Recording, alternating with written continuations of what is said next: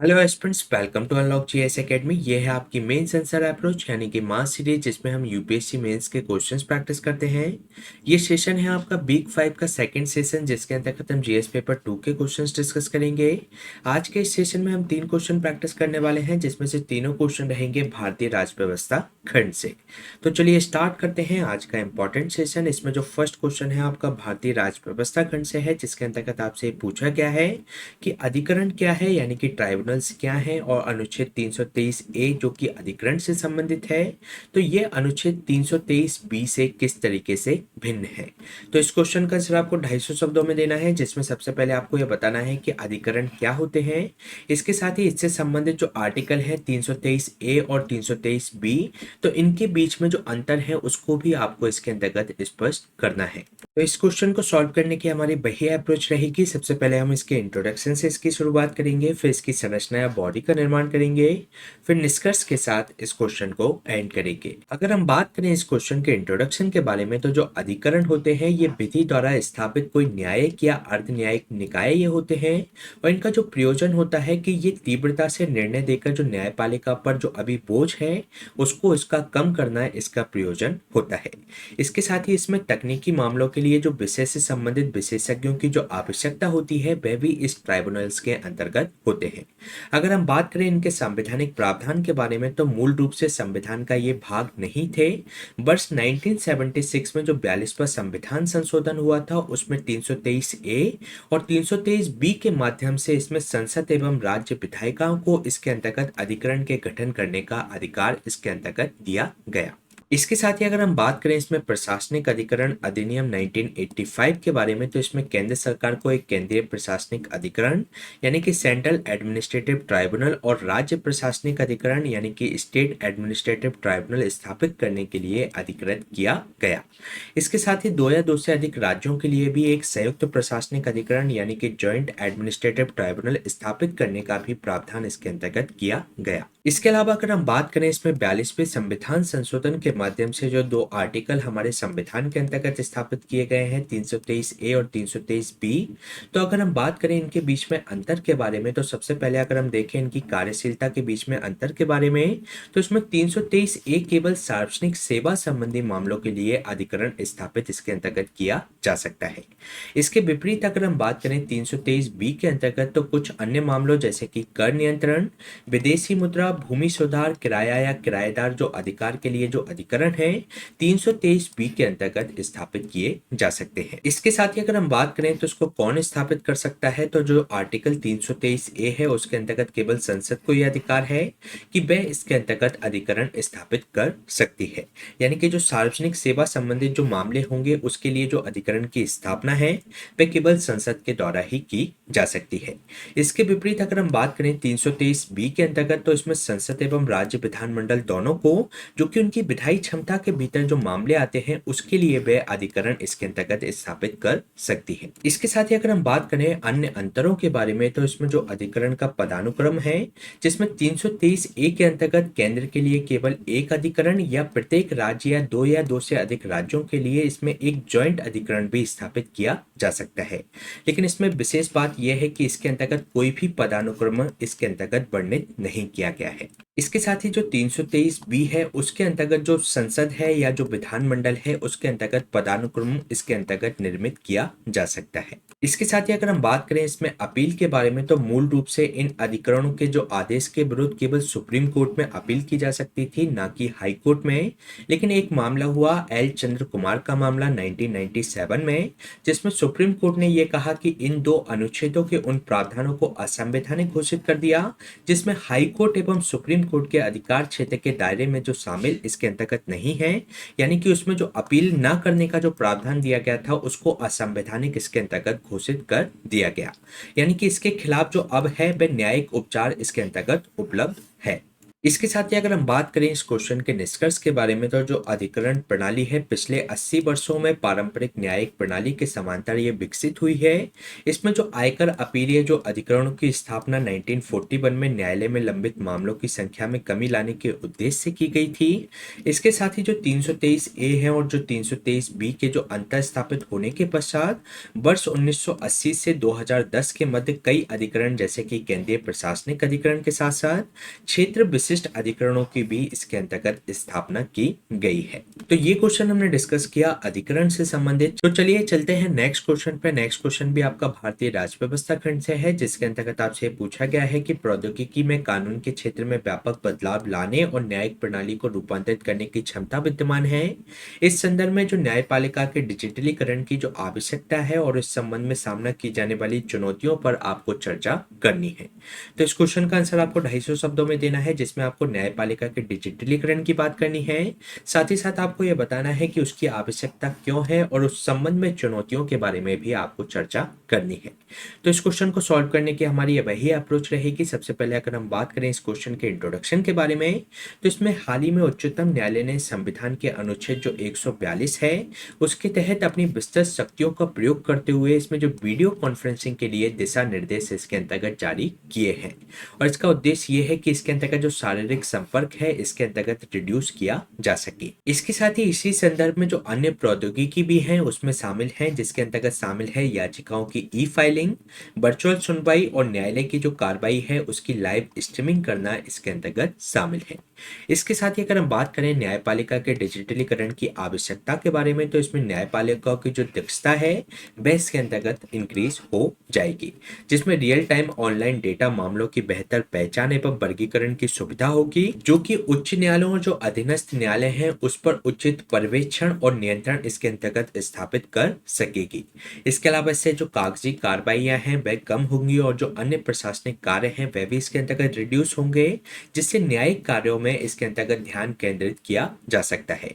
इसके साथ ही इसका जो दूसरी आवश्यकता है कि जो न्यायालय के जो रिकॉर्ड है उसका उचित प्रबंधन इसके अंतर्गत सुनिश्चित किया जा सकता है, क्योंकि जो भौतिक रिकॉर्ड होता है उसके लिए जगह की आवश्यकता होती है और दशकों को पुराने जो दस्तावेज हैं उसको ढूंढने के लिए भी काफी समय की इसके अंतर्गत आवश्यकता होती है। इसके साथ ही अगर हम बात करें इसमें अन्य आवश्यकताओं के बारे में, तो इसमें वहनीयता इसके अंतर्गत बढ़ेगी, क्योंकि जो वीडियो और जो ऑडियो के जरिए जो सुनवाई होगी इससे न्यायालय की लागत में भी कमी आएगी, जिससे कोर्ट परिसर का जो इसके अंतर्गत रख रखाव है और उसमें जो कर्मचारी लगते हैं और जो उसमें बुनियादी ढांचे और सुरक्षा जो लागत में इसमें जो खर्चा आता है तो वह भी इसके अंतर्गत रिड्यूस होगा।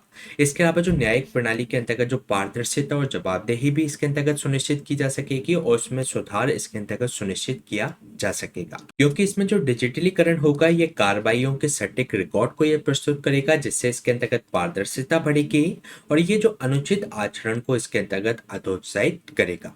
इसके अलावा अगर हम बात करें तो इसके अन्य कारण के बारे में, तो इसमें कारोबार की जो सुगमता है इसके अंतर्गत बढ़ जाएगी, क्योंकि जो अनुबंध संबंधित जो विवादों के ऑनलाइन समाधान से जो घरेलू एवं जो विदेशी व्यवसायिक के बीच बीच में जो विश्वास है वह इसके अंतर्गत बढ़ेगा। इससे इसके अंतर्गत जो भारत में जो निवेश है इसके अंतर्गत सुनिश्चित हो सकता है। तो ये हमने बात की न्यायपालिका के जो डिजिटलीकरण की आवश्यकता के बारे में। इसके बाद अगर हम बात करें इसके समक्ष आने वाली चुनौतियों के बारे में, तो इसमें जो सबसे पहली चुनौती आ सकती है जागरूकता एवं प्रशिक्षण की आ सकती है, क्योंकि जो न्यायाधीश हैं और जो न्यायालय के कर्मचारी हैं और साथ ही साथ जो अधिवक्ता हैं इसके जो स्टेक होल्डर्स हैं उसका एक बड़ा हिस्सा प्रौद्योगिकी के प्रति जो प्रयोग करने में वह सक्षम नहीं है, यानी कि उनके लिए वह यूजर फ्रेंडली नहीं है। तो इससे संबंधित चुनौतियां इसके अंतर्गत आ सकती है। इसके साथ ही इसमें जो दूसरी चुनौती आ सकती है वह तकनीकी अवसंरचना की कमी की आ सकती है, क्योंकि जो भारत के मुख्य न्यायाधीश कार्यालय द्वारा जो ट्रायल कोर्ट में जो सर्वेक्षण किया गया था जिसमें यह पाया गया था कि केवल 27% न्यायालयों के अंतर्गत ही न्यायाधीश की टेबल पर कंप्यूटर उपस्थित था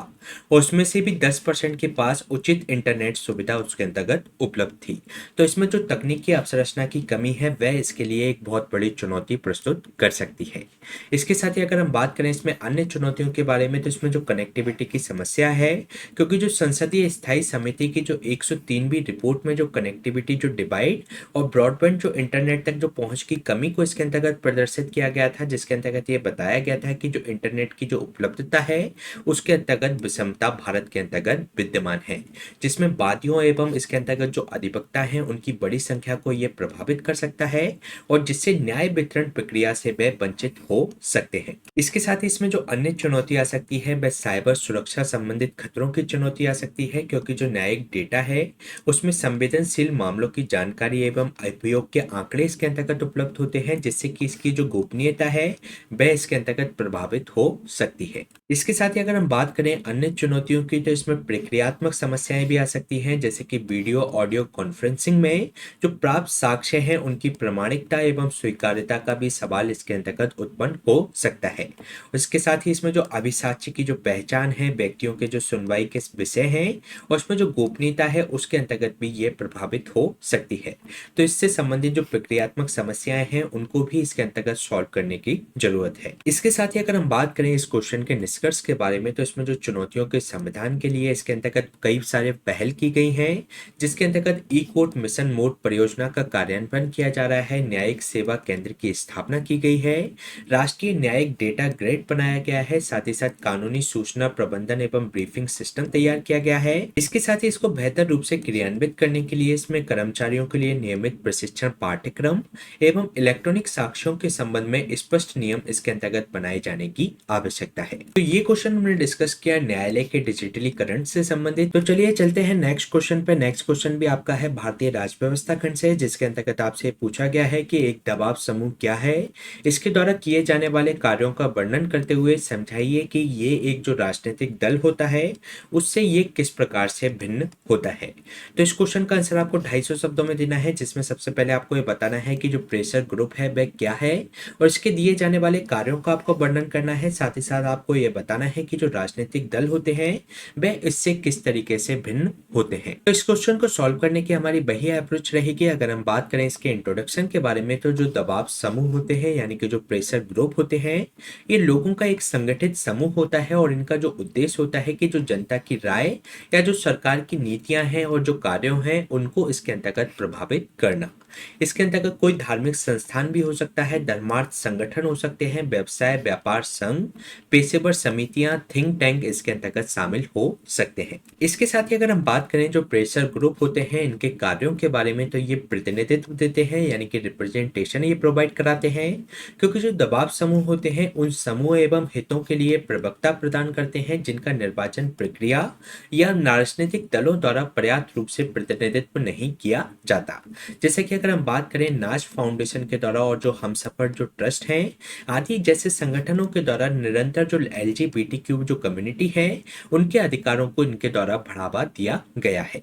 इसके अलावा अगर हम बात करें ये राजनीतिक सहभागिता भी बढ़ाते हैं, क्योंकि जो दबाव समूह होते हैं ये काफी तीव्रता से राजनीतिक सहभागिता के महत्वपूर्ण एजेंट बन गए हैं और वे याचिकाओं, जुलूसों, प्रदर्शनों आदि के माध्यम से लोक समर्थन जुटाकर जो राजनीतिक दल हैं उनको प्रभावित करने का इसके अंतर्गत प्रयास करते हैं। इसके साथ ही अगर हम बात करें इनके अन्य कार्यों के बारे में, तो ये जागरूकता बढ़ाने का भी कार्य करते हैं, क्योंकि जो कई दबाव समूह हैं वे शोध करने और सरकार की नीतियों पर टिप्पणी करते हुए प्रतिष्ठित जो शिक्षाविद हैं, वैज्ञानिक एवं प्रसिद्ध जो हस्तियां हैं उनके माध्यम से जनता के साथ संवाद करने और उनकी जागरूकता बढ़ाने का ये कार्य करते हैं।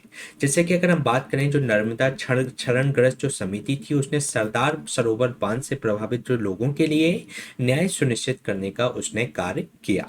इसके साथ ही ये नीति निर्माण में भी सहायक होते हैं, क्योंकि जो दबाव समूह है सरकार के लिए सूचना एवं परामर्श के लिए महत्वपूर्ण स्रोत होते हैं और जो नीति निर्माण की प्रक्रिया में ये नियमित रूप से उनसे परामर्श लिया जाता है। जैसे कि अगर हम बात करें ऑब्जर्वर्स रिसर्च फाउंडेशन की, तो ये मुख्य रूप से विदेशी मामलों से जो संबंधित मुद्दे होते हैं उन पर ये कार्य करता है और सरकार भी नीतियां बनाते हुए जो ऑब्जर्वर रिसर्च फाउंडेशन की जो उसमें ऑब्जर्वेशंस हैं उसको इसके अंतर्गत कंसीडर करती है। तो ये हमने बात की दबाव समूह के कार्यों के बारे में। इसके बाद अगर हम बात करें दबाव समूह एवं राजनीतिक दल में समानताओं के बारे में, तो इसमें दोनों ही स्वेच्छा से शामिल इसके अंतर्गत जो संरचित हैं वे इसके अंतर्गत समूह में शामिल होते हैं।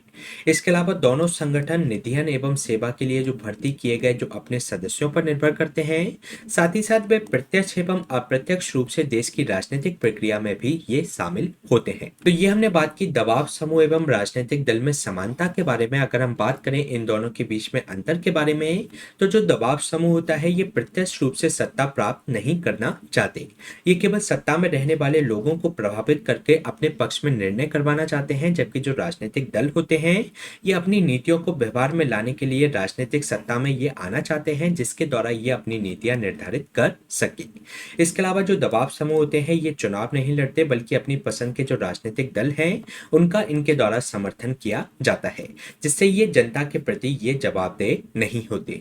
जबकि जो राजनीतिक दल होते हैं ये उम्मीदवारों को नामांकित करते हैं और चुनाव प्रचार इनके द्वारा किया जाता है, जिसके कारण से ये जनता के प्रति जवाबदेह होते हैं। इसके साथ ही जो दबाव समूह होता है उसकी कोई राजनीतिक विचारधारा हो ये आवश्यक नहीं है, वह अपनी आवश्यकताओं के आधार पर ये आर्थिक या सांस्कृतिक नीति को ये प्रभावित कर सकते हैं।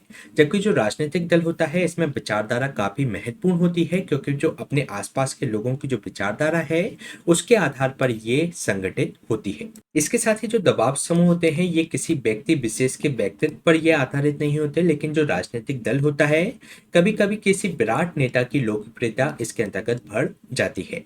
इसके अलावा जो दबाव समूह होते हैं इनके हित सामान्यतः विशिष्ट एवं निश्चित होते हैं। उनकी जो गतिविधियां हैं उन हितों के संरक्षण एवं संवर्धन तक ही सीमित होती है। जबकि जो राजनीतिक दल होता है इनकी अपनी जो नीतियां एवं जो कार्यक्रम होते हैं जिनकी राष्ट्रीय एवं अंतर्राष्ट्रीय शाखाएं इसके अंतर्गत सुनिश्चित होती है। इसके साथ ही अगर हम बात करें जो दबाव समूह होते हैं इसकी जो सदस्यता होती है वह सीमित होती है, जबकि जो राजनीतिक दल है उसकी जो सदस्यता होती है काफी ज्यादा व्यापक होती है।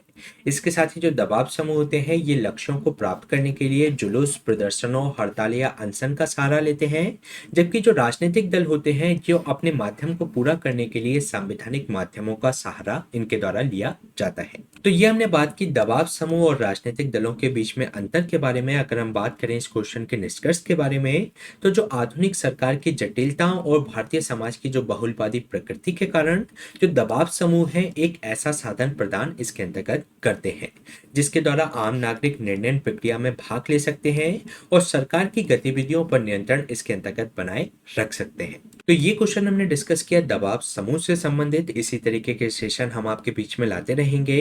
इसकी जो हैंड रिटन नोट्स की जो पीडीएफ है आपको हमारे इस टेलीग्राम चैनल से मिल जाएगी। साथ ही साथ आप आंसर राइटिंग करते रहिए और आप जो आंसर लिखते हैं आप उसको कमेंट सेक्शन में भेज सकते हैं, जिसका हम आपको इवैल्यूएशन प्रोवाइड कराएंगे।